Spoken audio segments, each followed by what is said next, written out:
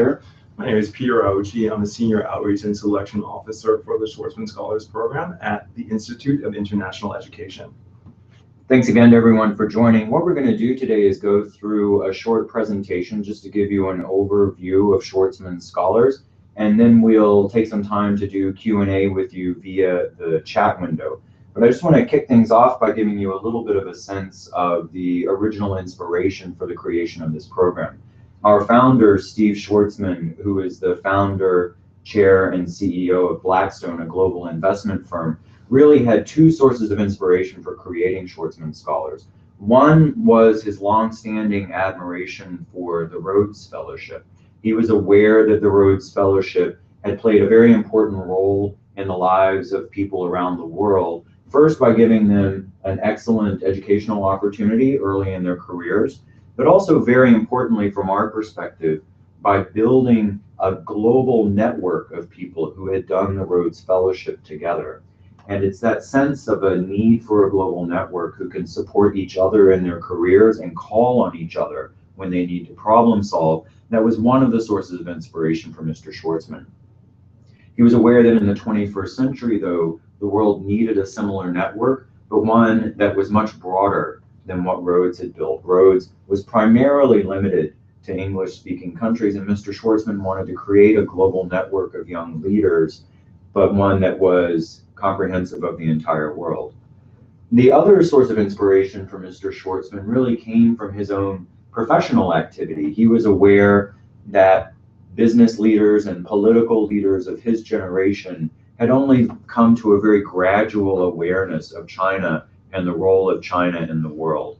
And he wanted to create a program that, that would actually allow young leaders very early in their careers to understand China, understand its importance in the world, to understand how deals and decision-making happened in China. And those two inspirations came together in the creation of Schwarzman Scholars. So with that little bit of background, what we'll do is give you an overview of the program. The overview is going to give you a sense of what the campus is like at Schwarzman Scholars. We'll talk about the academic dimensions of the program, and then we'll go into some detail on the admissions and selection process. The program is based at Tsinghua University. Tsinghua University is a leading Chinese institution based in Beijing. Tsinghua has a 100-year history of building links between China and the rest of the world, and has a history of preparing leaders. Recent alumni of Tsinghua University include recent presidents of China and government leadership, including Hu Jintao and Xi Jinping.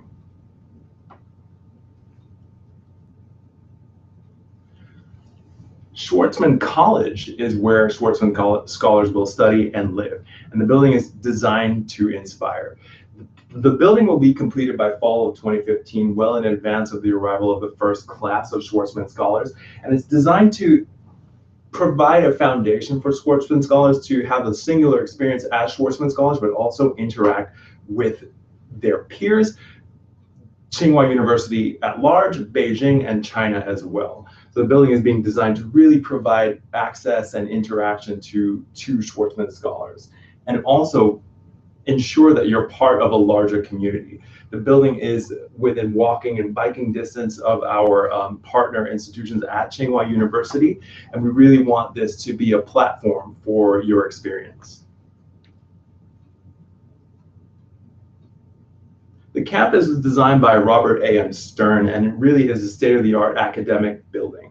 It will feature advanced air and water filtration, as well as educational technology facilities, and will have the distinction of having both LEED Gold and China Green certification upon completion. And I did mention, but it's worth mentioning again, the building will be completed well in advance of the first class of Schwarzman Scholars. We're looking at fall 2015 for completion.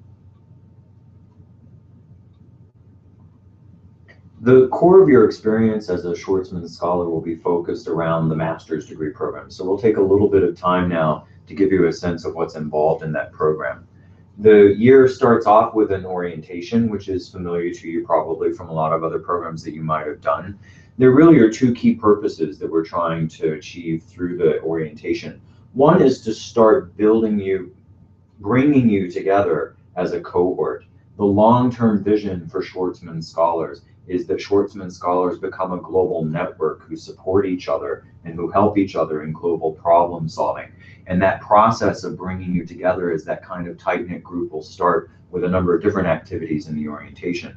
We'll also dedicate a lot of time during orientation to helping you jumpstart your Mandarin skills. And I'll say a little bit about that because I think it also helps give you a sense of the group that we're trying to bring together in the program. We will offer Mandarin instruction at the most beginning levels all the way through the most advanced levels. And the reason that we're offering such a wide range of Mandarin instruction is that the admissions process for Schwarzman Scholars is actually very open and inclusive. We want to bring in a student who might have dedicated her career so far to issues in global health, and she sees her future career aspirations as being in global health as well. But she needs to know more about the role of China in that world that she works in. So this might be a student who wouldn't necessarily need Mandarin to be successful long-term in her career, but she does need to understand the role of China in the global health community. But then there will also obviously be lots of Schwarzman Scholars who do see themselves as specialists on China and who might bring into the program really well-developed Mandarin skills. And of course, 20% of the students in the program will come from China, and their Mandarin skills will already be in place. And for them, we'll offer intensive English language instruction during orientation. I'm going to say a little bit about some big themes in the curriculum before I start going into detail on specific classes. One of the big things that the curriculum does is that it bridges the academic world and the world of professional practice. And through the courses and also through the way the year is structured, we're constantly thinking about building those links between what you're doing at the university and what's happening in China outside of the academic world. The program itself also bridges China and the rest of the world in the way that it's designed. Every class is being co-designed by faculty members from Tsinghua University and a faculty member from some other prestigious university around the world. And that those partnerships are created so that the curriculum is actually different and new from anything that's been taught at either university in the past. Another theme that goes all the way through the program is leadership development. There is one course on leadership that I'll say a little bit about in a second, but the focus on leadership isn't limited to that one class. In all of the courses and in all of the activities outside of the classroom, we're constantly thinking about how we give you, as a Schwarzman Scholar, an opportunity to understand leadership as a concept and also to develop your skills as a leader. Now to get to the structure of the curriculum, there's a core curriculum that every Schwarzman Scholar does together. That's an opportunity, again, for you to continue to get to know each other as a group. There are 5 courses in the core curriculum. They are a course on Chinese culture and history that does a really remarkable job at taking some of the long-standing themes from Chinese philosophy, culture, and history, and then exploring them in terms of how decision-making is made now in Chinese politics and in Chinese business. So it is a historical course, but one that's examined very much in terms of its implications for the present. There's a course on governance, comparative governance. And in that course, the comparison keeps China at the center of the comparison, but really explores governance models and implications for governance models around the world. There's the course on leadership that I mentioned just a second ago. And that course on leadership will look at leadership both from an academic perspective, but also will be a real opportunity for you to do some exploration of your own style of leadership and some personal and professional development on that front. The class will be taught in a case study methodology, and it's being developed as a joint project between 2 faculty from Tsinghua's business school and faculty from Harvard's business school. And they're working together to develop a new set of cases to teach leadership that are a blend of experience from China and from the United States, but that also take a global perspective on leadership and look at leadership from the perspective of many different sectors. So even though those faculty are from business schools, the course that they're going to teach will be about leadership in government, in business, and in the nonprofit world, and not focus on just one sector. The last two courses in the core curriculum that I'll describe actually have a parallel structure. One of them is contemporary issues in the global economy, and the other is contemporary issues in international relations. And both of those courses will be structured as a dialogue between Chinese and non-Chinese faculty, so that you get that dual perspective on important issues in both economic side and on the international relations side. So once again, that's the core. That's what everyone will do together. You'll do that mostly in the first summer and in the early part of the fall, in that first trimester of the year. In the second and third trimesters, your experience will then start to diverge, and Schwarzman Scholars in a number of different ways will go out and start exploring their own interests. Part of that will be through the curriculum. Everyone will choose a concentration, and those concentrations will fall within three very broad areas of focus, and those three areas parallel our partner schools at Tsinghua University. There's the School of Public Policy, the School of Economics and Business, and the Department of International Studies. And what you'll do there is you'll design a set of courses working with your faculty advisor that really reflect your own interests. So one student might actually put together a set of courses that are a broad exploration of economics and business, and another student might dig in really deep and try to understand the economic and business dimensions of the energy industry in China. That choice is up to you. At this point in the curriculum, the faculty want to be very flexible and adaptable and help you curate something that's really going to help advance your intellectual and professional goals. The courses for the concentrations will be offered in part inside Schwarzman College, but in part those courses will also be offered in our partner schools. This is where we want you to leave the building and start exploring other parts of the university and interacting with other students at Tsinghua University. We think those interactions are an equally important part of your overall education over the course of the year. In all of these cases, the courses are being taught in a very global way. So I mentioned earlier that the curriculum is being designed in a collaborative way between faculty at Tsinghua and faculty at other universities. We'll also have a really active program of visiting faculty so that the instruction is also done in a very global way. The core faculty will be Tsinghua University's distinguished faculty, but then adding to them and adding diverse perspectives will be faculty from places like Cambridge and Oxford and Harvard and Stanford and other universities around the world. In some instances, they'll co-teach a single course with a member of the Tsinghua faculty. In some instances, the visiting faculty will teach their own courses. So there are a variety of structures for providing these diverse perspectives, but that's another important principle in the curriculum. Stepping away from the classroom experience, I'll just describe fairly quickly a few of the extracurricular things that we're organizing to help ensure that you have good professional development over the course of the year, and that you also learn about China outside of Tsinghua University in Beijing. One of the things that we'll do is bring in a very high-level group of global leaders to speak with Schwarzman Scholars within the context of Schwarzman College. And this will be a very small setting opportunity for you to have dialogue with leaders and to hear them speak about their own experience and development of leadership. We'll also design for Schwarzman Scholars an internship program, and this may be a little bit different from other internship programs that you might be familiar with.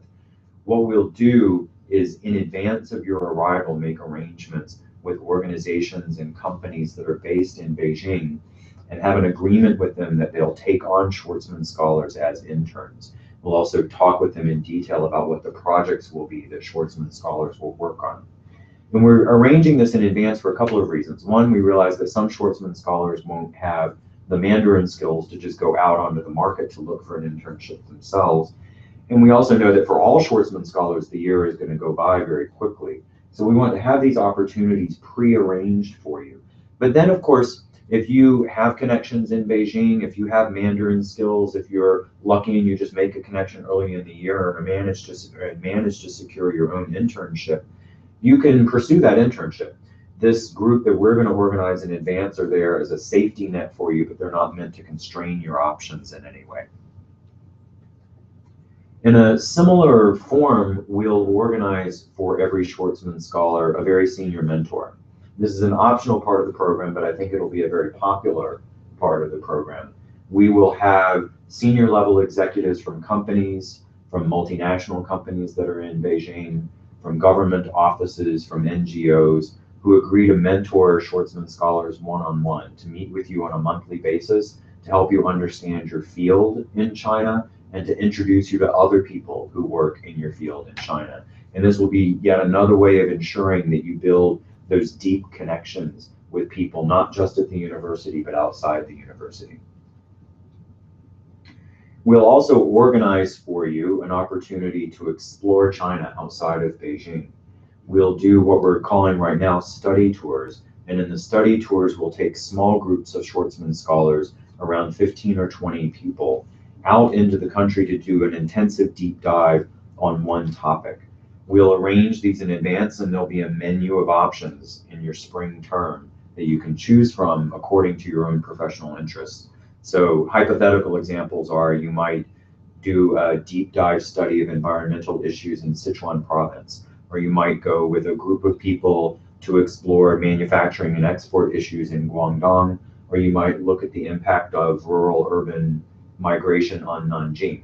So those are all hypothetical examples. We'll actually start putting these study tours together each year once we know who the incoming Schwarzman Scholars are. But it's another really exciting way that the program is going about ensuring that you have some on-the-ground practical learning experiences while you're there in China.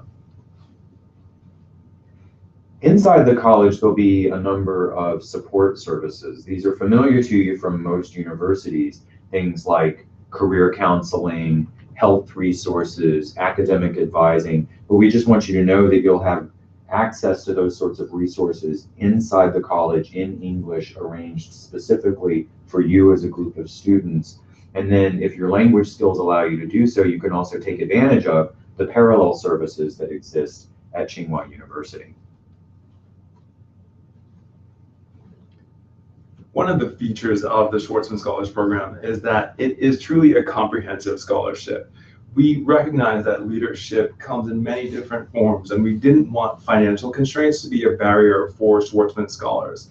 So the scholarship includes the items that you see here: tuition and fees, room and board, program travel, laptop, smartphone, a small personal stipend, travel to and from Beijing. But again, we wanted to underline the fact that we didn't want financial constraints to be a consideration in recruiting the cohort for Schwarzman Scholars. We recognize that leadership comes in many different shapes and sizes. Here we see the application requirements for the program, and they're very straightforward. It's a very streamlined application process, but it is very competitive. But let's go through some of the components of the application requirements.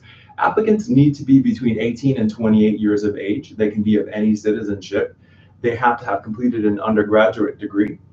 They'll have to submit a resume or CV. Because the program is taught in English, you'll have to prove English language proficiency. For the most part, though, if you graduated from an undergraduate institution where the language of instruction was English, that's not an issue. If you graduated from an institution where English wasn't the language of instruction, there'll be information on our website regarding the ways to deal with that, including the test that you might need to take. As you can see, there is no Mandarin language skill required, though. Rob mentioned the pre-academic Mandarin training. But again, we didn't want a lack of Mandarin to be a barrier to join the program. Let's talk a little bit about the personal statement and essays. So applicants will have to submit a personal statement that talks about themselves and their fit for the program, as well as essays. So there will be 2 essays involved in the application. One essay will be analyzing an issue at large, and another essay will be looking into a specific example of leadership that you've experienced. So we want to get a sense of your take on leadership, both in a theoretical sense, but also in an actual sense, something that you've actually done. Something that's also important is a university assessment. Now, because we're doing outreach throughout the world, we wanted to make a very streamlined university assessment form. So this is a very straightforward form that students would take to a fellowship advisor or a registrar or another university official. basically, it's an additional element to your application where your institution will be able to provide some additional information outside of the rest of the components of your application. And again, this is required of applicants who are enrolled in their undergraduate program at the point of application for the Schwarzman Scholars program. But if you're a recent alum, or if you're not in school at the point of your application, this is not required per se. The other piece that I wanted to point out, so yes, that's actually the university assessment. So what I wanted to emphasize, though, is that, again, we are recruiting a global cohort of Schwarzman Scholars, a global cohort for the program. So the breakdown of what we're looking to recruit is 45% students from the US, 20% students from China, and 35% students from the rest of the world. So you can see that we're investing in creating a class that's truly international. This is not just for US students in China. We wanted to make a platform of a program that included students from all around the world. Now, from the online application, we will draw from the applicants a list of semifinalists that we will actually invite to interview with us. So the application process is actually two-phase. Once you complete the online application, again, from that we will invite finalists from that process to interview with us, and we will be interviewing finalists in different cities throughout the world, and we really view that as a really important part of the application process.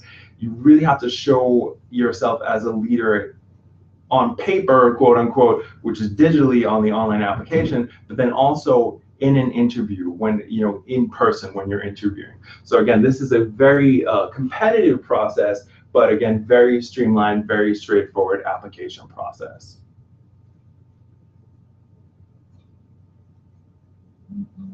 In terms of key dates, which you see on this slide here, the online application will open in April of 2015. The deadline for completing the online application will be October of 2015. Then in early November, we'll start notifying semifinalists that they've been invited to interview with us. And then by mid to late November, we'll make our final admissions decisions and notify applicants. The first cohort of Schwarzman Scholars will travel to Beijing to begin their pre-semester language immersion and their orientation program in late June of 2016, in class July 5th, 2015 to start the program.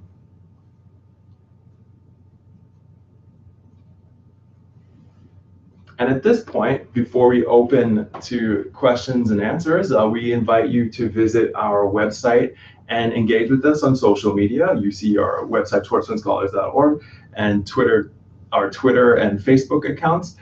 So we invite you to register with us and visit us on social media. But Rob and I are here live, so we invite you to chat in your questions, and we'll gladly take any questions that the crowd has.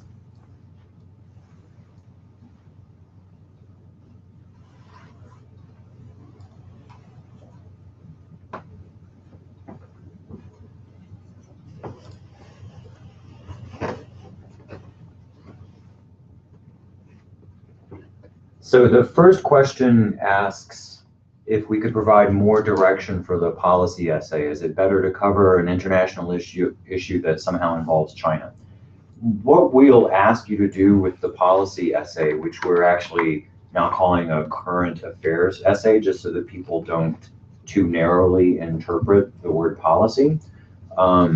And a lot more information about the details of the application will be going online in early April, just before the application launches. But in this instance, with the current affairs essay, we're inviting you to write about an issue that you know about and are very interested in. So we want to, as is the case with all of the essays, really use them as a way to understand who you are and what you're interested in. With the current affairs essay, in particular, we want to see your analytical abilities and your abilities to write in an analytical way. So the subject matter itself is very open, and we really want to hear if someone is passionate about economic issues or environmental issues or energy issues or social policy. Any range of issues are fair game. We're also open to hearing people write about arts issues, media, whatever it is that your personal and professional interest is. But I would assume, as you imply in your question, that if you're interested in Schwarzman Scholars, if you're interested in spending a year of your life in China, that whatever current affairs issue is most important to you would overlap in some way with China. So it's not a requirement of the essay, but if you write in that essay that the global issue you're most interested in ends up being something that's not relevant to China, it'll end up opening a question in the minds of the admissions committee about why you're interested in doing Schwarzman Scholars. And on that question of the admissions committee, someone much earlier in the webinar had asked a question of who's involved in the admissions committee. The admissions committee is going to be intentionally a very diverse group of people. In both phases that Peter mentioned, we will build regionally oriented groups so that the people reading the applications and then later the people interviewing candidates primarily come from the region that they're examining.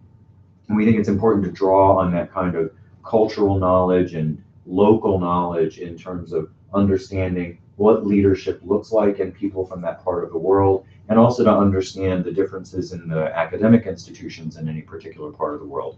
The admissions reading committee in phase 1 and then interviewing committee in phase 2 will also be diverse in terms of the professional backgrounds of the committee members. Some of them will be academics, some of them will be business people, and some of them will have backgrounds in government and politics. And we really want to build a committee where there's a creative tension among the assumptions that all of the committee members bring to the table so that we can do a good job of building a really diverse cohort of Schwarzman Scholars. So we had a question about the internship placement. So we're working on developing some internships in Beijing, and we want to offer these to Schwarzman Scholars. But if you have an internship opportunity that you're interested in, particularly that's not something that we've arranged, it's certainly something that we could consider. We want to tailor the program as much as possible to the interests and needs of the Schwarzman Scholars class. So we're definitely interested in hearing from any Schwarzman Scholars that have internship opportunities that they're particularly interested in that we may not have arranged already for them. And we'll have a matching process that matches people to the internship opportunities. So there'll be a wide variety of kinds of internships and topics that are being covered. And I don't know the mechanics of this yet, but there will probably be some sort of matching or bidding process where students will know what's on offer, and then we'll do our best job of matching people to the internship that makes sense for their career goals. A question just popped up asking if significant previous experience in China will play a role in the application process. And my answer to that is not necessarily in either direction. So you could imagine, for example, if we were building a program that was about introducing people to China, that selection process might select out people who've already spent significant time in the country. Or if we wanted to build a program that was for China experts, that would select out people who haven't spent any time in the country.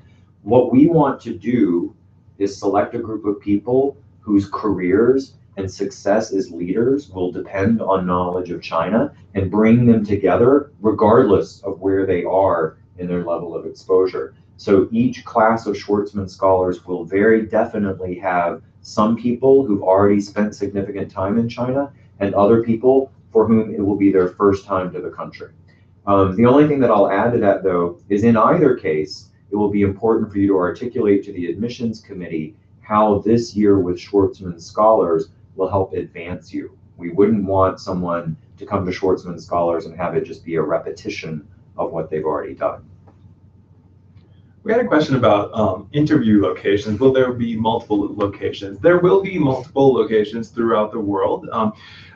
The mechanics of the interview process are in development currently, but the vision currently is that applicants who are invited to interview with us will either be able to interview in the region they're most comfortable with, or the most, where where they're most comfortable or where they are closest. So if you're a US citizen and you're in another part of the world and we're offering an interview in that part of the world and it's just easier for you to get to that part of the world, that's likely to be an option in the interview process as well. We've now settled on 4 locations for the interviews. The interviews are going to take place in the 2nd and 3rd week of November of 2015, and the 4 cities that students will have to choose from are going to be Beijing, of course, New York, London, and Bangkok. And then in those cities, we will cluster interviews so that regional candidates are interviewing with interviewers from that region. So the candidates from Latin America will probably come to New York, and we'll have a day of Latin American interviews in New York so that we can do that same job of clustering and understanding candidates within their own context. Someone asked if a Chinese student who completed university in the US is disadvantaged in the 20% of the pool that's allocated for Chinese students. And I would say not at all. Within each of those very broad categories, 20% for Chinese students, 45% from the US, and 35% from the rest of the world, we're not micromanaging to any targets within those groups. And if anything, you'll hear this theme a lot. What we're going to do within each of those groups is look for maximum diversity. So a Chinese student who studied somewhere else in the world and is now applying to Schwarzman Scholars is going to bring a different perspective to the table from a Chinese student who studied in China. And it's all of those different perspectives that we're really trying to bring together. So I would say that that's not a disadvantage at all.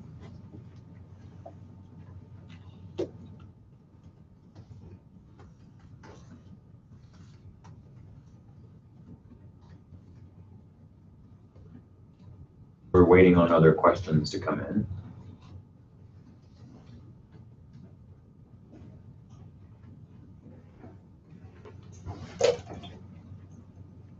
So there's an interesting question for the inaugural cohort. How is the planning team looking to define success? And that's something that we've talked about quite a lot as we've just recently started nailing down the requirements of the admissions process, making sure that our admissions process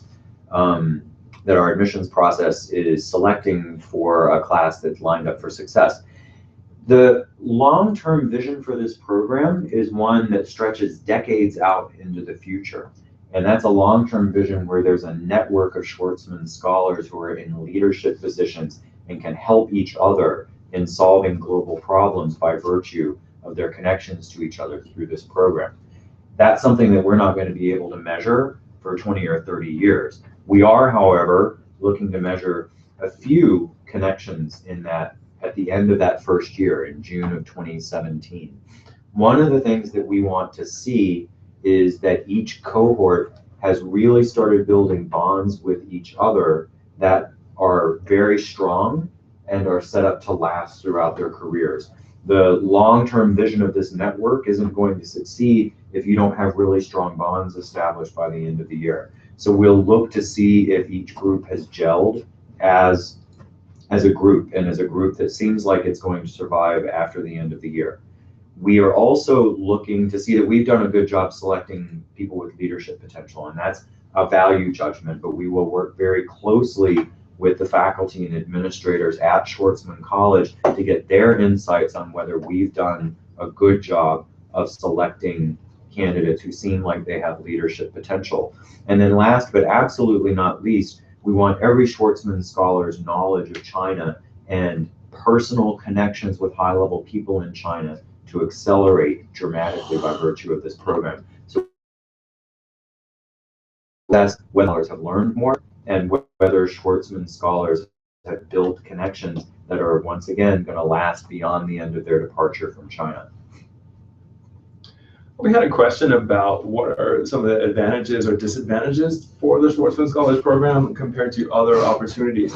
Now, there are a number of different opportunities available for international studies, and I've worked at the Institute of International Education for 10 years, so I'm well aware of the many, many options to study around the world. And really, it's about finding the right program for you. We would hope that Schwarzman Scholars Schwarzman Scholars the applicants to the program would really resonate with the program, understanding the importance of China's emerging role and how it fits into their future goals. So that's really, we can't really compare one program to another because the goals and the aspects of the program are different, but we hope that the attendees of webinars and information sessions and our people that engage with us on our outreach really resonate with the program and find that, that all the aspects, the high level buy-in from the different sectors, government, business, academia, as well as, the features of the program, including the year in China,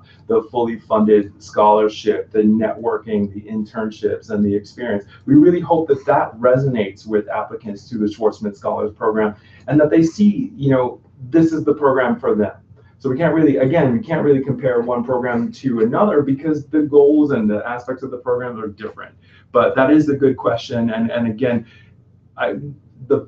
what I can leave you with on that is we would hope that this resonates with people that apply to the program. Peter, if you don't mind, I'll elaborate a little bit on that. And I certainly don't want to name any particular program in China that might be compared to Schwarzman Scholars.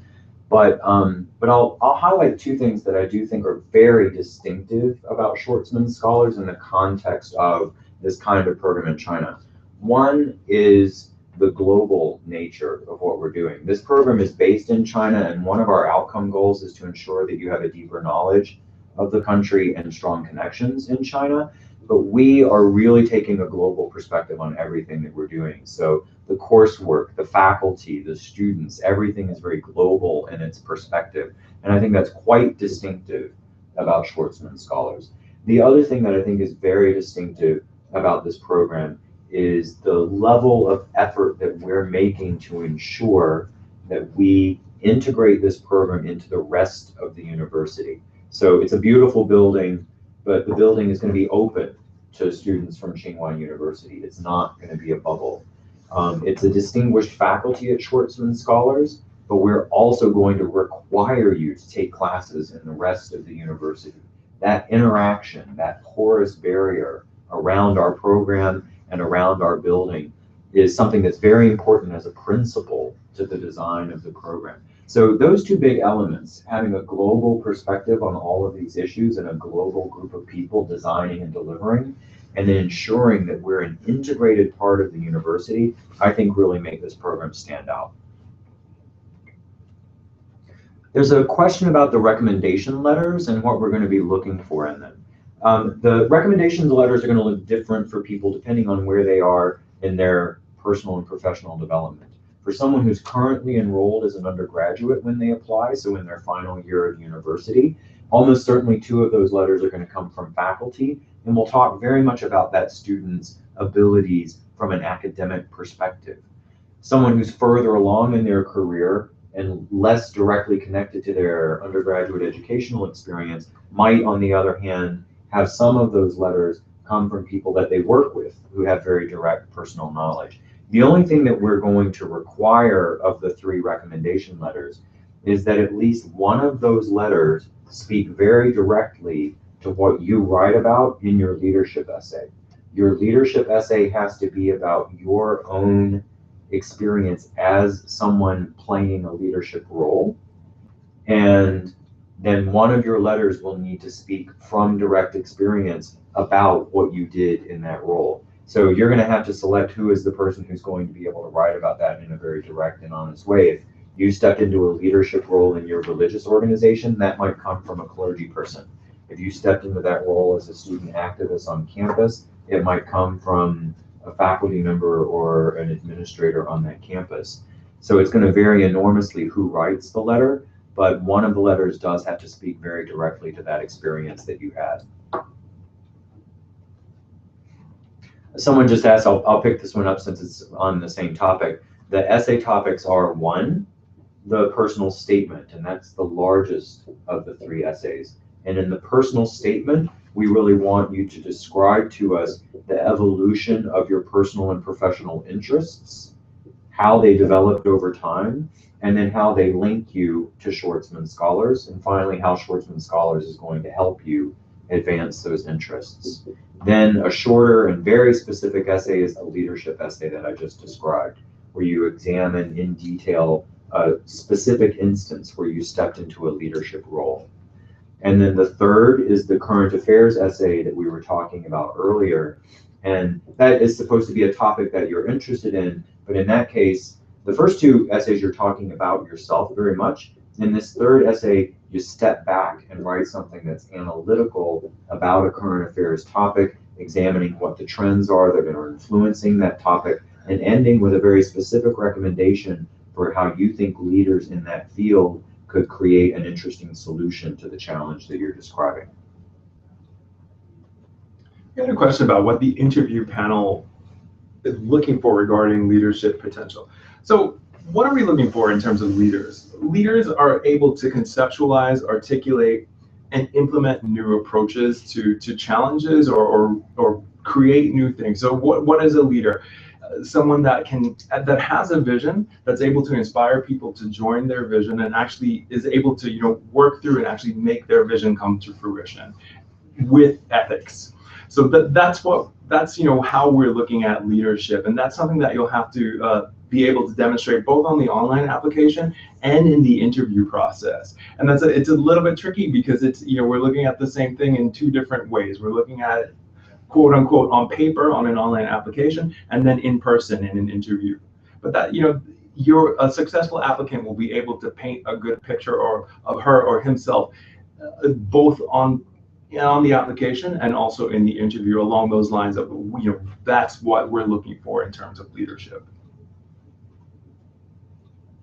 We have a question of whether someone can reapply if they're not admitted in the first round. We're certainly open to reapplications, and the advice that I would give someone who's thinking about reapplying is that you should only reapply if something substantive has changed about your profile as an applicant.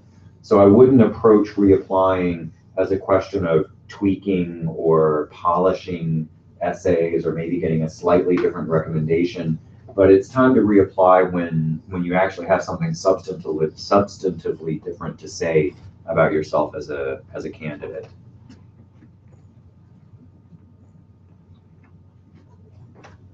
We've got another question asking about the leadership essay, asking if a group or team member can write your reference. I'm assuming it doesn't say specifically reference, but I assume that's what they're talking about. Can a group or team member write your reference in describing your role in the leadership essay? We're not going to put rules and restrictions around that, but do ask yourself from the perspective of a committee member what's going to resonate best. If the person writing your reference letter about your role as a leader is someone who's in your age cohort or maybe a little too close to you, the selection committee might ask if they're neutral enough to really do that kind of assessing. Whereas if you ask for that letter from someone who is more senior and maybe a little bit more distant, the selection committee would have a chance to feel like there's a little bit more neutrality in that.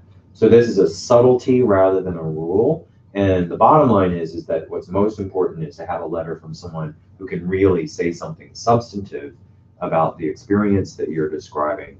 But I would just advise you, if you have the option of someone who's a little more senior and distant from you, keep in mind that also conveys a certain sense of neutrality.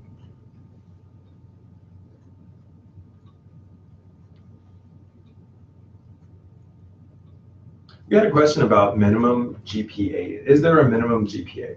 Part of the program, as Rob and I have been talking about, is a global outreach. So we're really looking at recruiting students from all around the world. And the concept of a GPA doesn't always translate from one education system to another.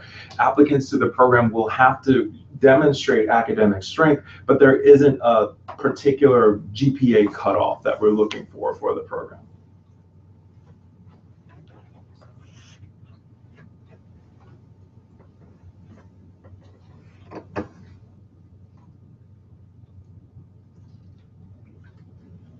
Questions are coming in a little more slowly now, so we'll pause again just for a little bit to see if any other questions come in, but if we don't get more, then we'll wrap up in a few minutes. And what we'll do in the meantime, if we don't get to your question, or if you think of something after the fact, we'll chat in our email address, and you can feel free to contact us with questions that you didn't necessarily think of. So we'll be chatting that in.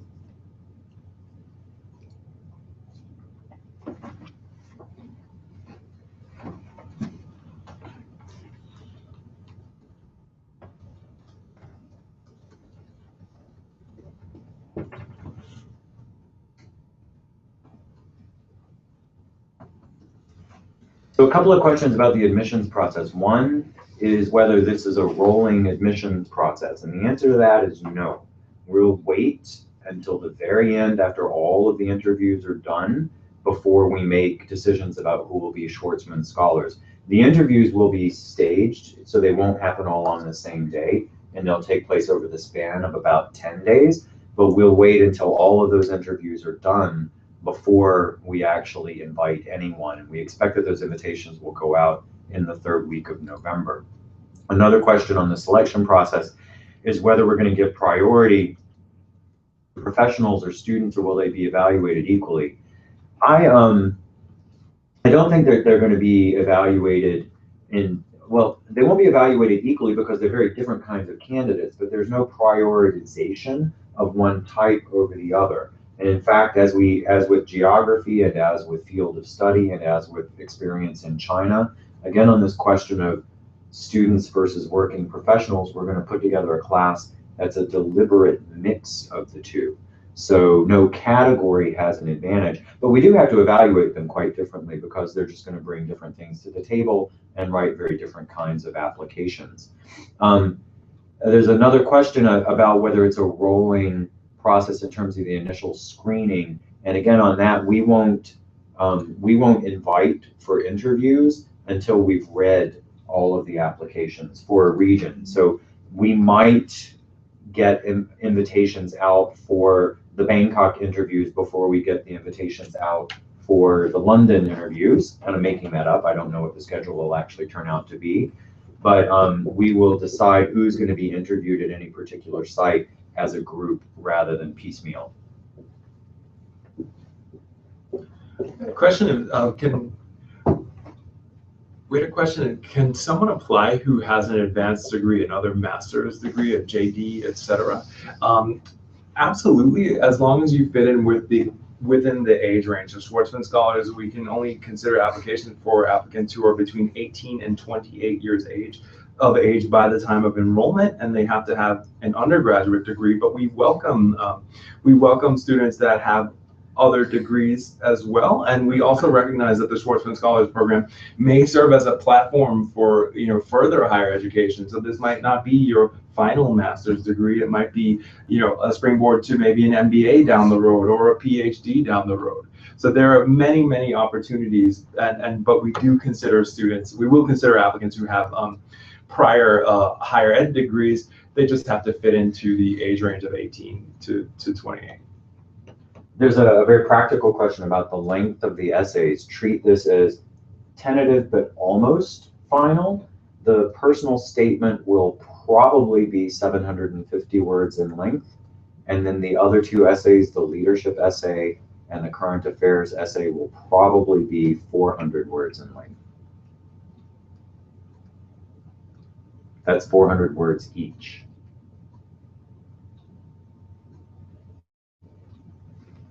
The concentration choice, for example, is not going to play a role in the admissions process. A question just came in about that for a couple of reasons. One, we're just very open and not managing to targets within any of the categories other than the very big targets of China, US, and rest of the world. But also, really importantly, and this gives you a sense of our approach to the program, we're not going to put students in boxes. So we don't want to admit a certain percentage of public policy students, a certain percentage of international studies, and a certain percentage of economics and business, and then say, well, because we admitted you in that box, you have to stay in that box through the program. What we'll have to do, or what we will do, is keep that in mind as a way, what you indicate on your application, keep it in mind as a way of understanding what it is that you're interested in. But then if once you arrive at Schwarzman College, you have a conversation with your faculty advisor, and your faculty advisor says, actually, you know, a lot more of the people who work on what you're interested in is over in the School of Economics and Management. We're not going to keep you from doing what it is that you want to do. So again, we'll look for people who have a diversity of interests, but we're not really worried so much about which of those three categories you fit into.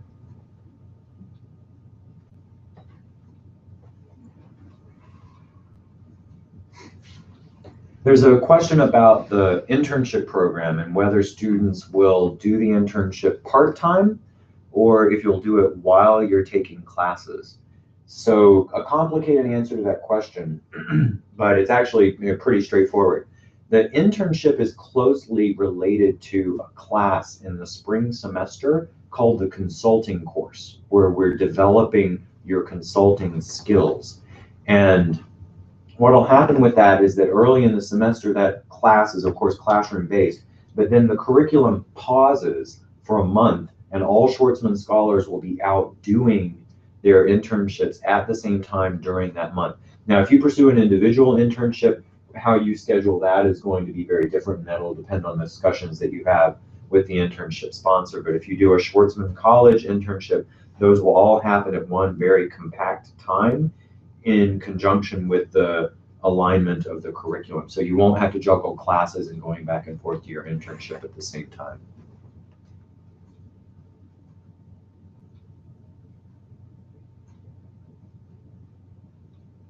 We're getting a couple of repeat questions of things that were answered before, and we'll just follow up by email with that candidate. I think if they were not on the webinar at the same time as the other people on the webinar, we just don't want to take up other people's time. So I see something that we'll follow up with by email as soon as we're off the phone.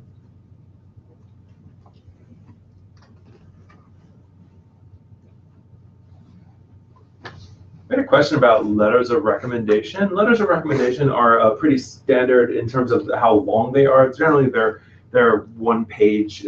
We wouldn't ask an applicant to ask a referee to write a very, very long page. Hopefully, your referees will be able to write a strong recommendation for you that's concise and about a page, a few paragraphs, at the very most, a page and a half. We've got a great question asking about the leadership training that the program is going to offer. The formal training is going to fall mostly in the leadership course that's required of all Schwarzman Scholars, and that comes early in the process in the summer, fall, after you arrive. And that is going to be a blend of academic study of leadership that you could do in many different places, but then a lot of it will be very individualized exploration of your style as a leader. So think of this almost like, you know, some of the coaching experiences that you may or may not have experienced in the workplace, where you work with people who really help you understand what your own individual approach to leadership is. Of course, we're asking you already in the application process to do a little bit of that examination in a self-examination mode, but then we'll bring people in who can help you really understand and then build on your experience as a leader. And then what we also hope happens through the mentoring program is that the mentoring program then really focuses again in a very different way and in a different setting on how you develop yourself and your own potential as a leader. So your mentors will work with you to understand what you said in your essay about yourself as a leader, what you learned in the leadership course about your style as a leader, and then from their own experience, think about how that matches up to the field where you say you want to work.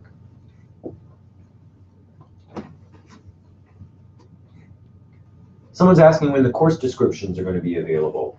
We are going to have course descriptions for all of the core courses on our website, along with bios of the faculty who will be teaching those core courses by the end of February. And then in March, what we'll have available on the site will be lists with the people who teach the classes of courses and the concentrations. But then the actual full descriptions of all of the concentration courses will come out over the course of 2015. I don't know how familiar you are with the messiness inside the way your own universities work, but I worked for a number of years at Johns Hopkins and at Columbia University, and I can tell you from very direct experience there that very often the faculty are putting their syllabi together in the weeks and days before the class starts. So I'm quite proud of the faculty at Tsinghua for agreeing to go ahead and develop these classes and share them in the public more than a year in advance of when they're going to be taught. But that's our commitment to you as prospective students, is we'll share information about the core classes within a month, and then we'll share you an overview of the concentration classes before the application launches. We had a question about, is there a target date for notifying finalists and accepted candidates? We'll actually go back a slide and share the key dates, and just so that you can have that visual. But yes, we'll be notifying applicants of admission decisions by the end of November of 2015 for the first cohort 2016. But again, we went back a slide so you could get an overview of some key dates. There's a question about how competitive we think the process is going to be. This is the first year, so we don't have hard data on how many applications we're going to have. But after consulting with a number of experts who've worked with other competitive fellowship programs around the globe and doing some analysis, we're guessing that we're going to get somewhere around 1,500 applications. We'll interview 300 candidates to fill 100 spots. So it's going to be very competitive, and the most quantitatively competitive phase of the process is the selection from application to interview. Although I do think that the interview process itself is not going to be unpleasant. In fact, we want to make it as pleasant and enjoyable as possible, but it will be a fairly intensive process where we're really trying to understand candidates, not just as individuals, but how they'll fit together as a cohort.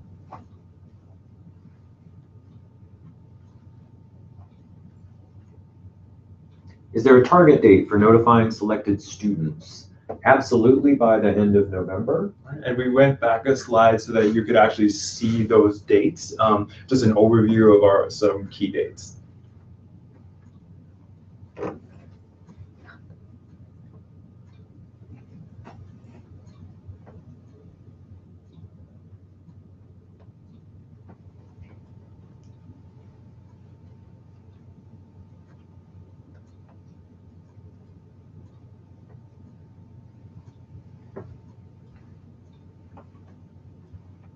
We do have a couple of questions that we're not answering right now because they seem very individualized, but we'll follow up with those candidates one-on-one.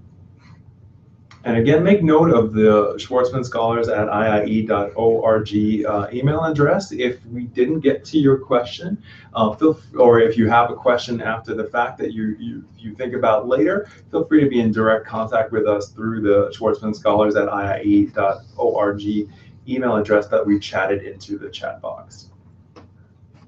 Well, thanks everyone. We're going to wrap up the webinar now. We really appreciate you logging in and giving us this chance to reach out to people who we don't get a chance to see face to face. Please follow us online, as Peter suggested, and we look forward to hearing from you.